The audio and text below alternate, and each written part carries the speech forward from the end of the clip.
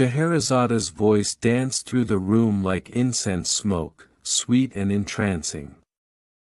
King Shahryar, once cold and silent, now waited eagerly as she continued.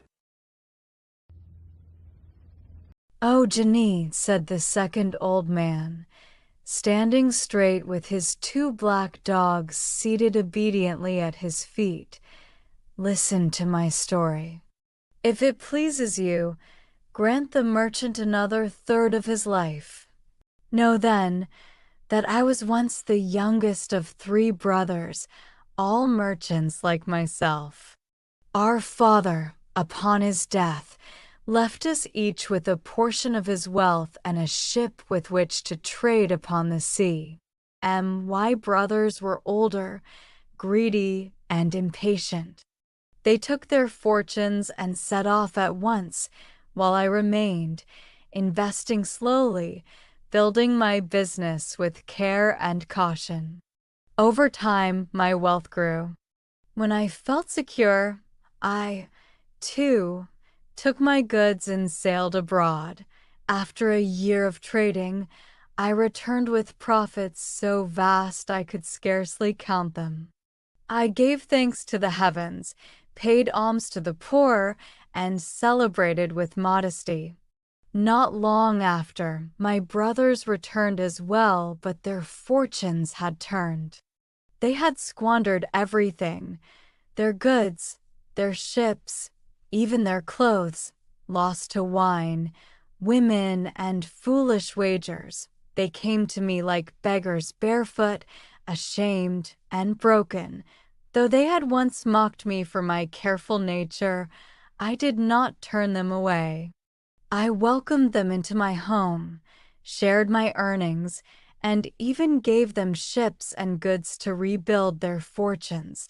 We agreed to trade together, to sail as one, to be not just brothers in blood, but in business.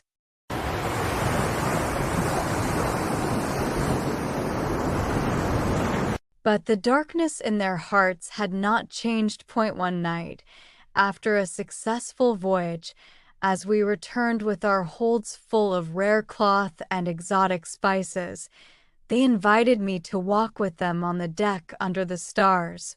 "Brother," they said, "you have always been the cleverest. Without you, we would have nothing." I smiled, thinking they were sincere. Then, without warning, they seized me and hurled me into the sea.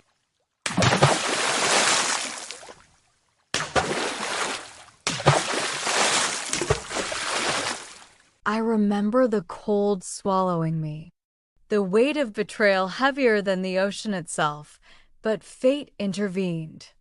A plank from the ship floated nearby, and I clung to it with fading strength. The tide carried me to an island. There, a kind old woman found me and nursed me back to health. She lived in a humble hut and seemed to know things beyond this world. After I had regained my strength, she looked me in the eye and asked, "Shall I avenge you, traveler?" I told her everything. She nodded, her eyes gleaming. She whispered words I could not understand, and days later, I awoke to find 2 black dogs scratching at the door of her hut. "These," she said, "are your brothers. I have punished them for their betrayal. They will follow you until you forgive Themer, until your heart grows colder than theirs ever was." So now I travel the world with them by my side. Their eyes are sorrowful, and though they cannot speak, they seem to know what they did. Whether I shall forgive them I do not know, but this is the tale of the 2 black dogs and the man they once betrayed. The genie nodded slowly, the fire in his eyes dimmed by wonder.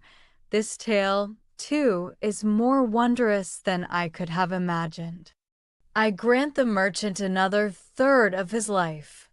The third old man, richly dressed and carrying a strange wicker basket, stepped forward next, and if I tell a tale stranger still, Will you grant him his life entire? Speak, said the genie, and we shall see. When Scheherazade heard the rooster crow, she decided to stop telling stories. Shahryar smiled and realized that Scheherazade would not tell any more. Of course, he had a new date the next night to continue enjoying the stories of his beautiful wife, Scheherazade.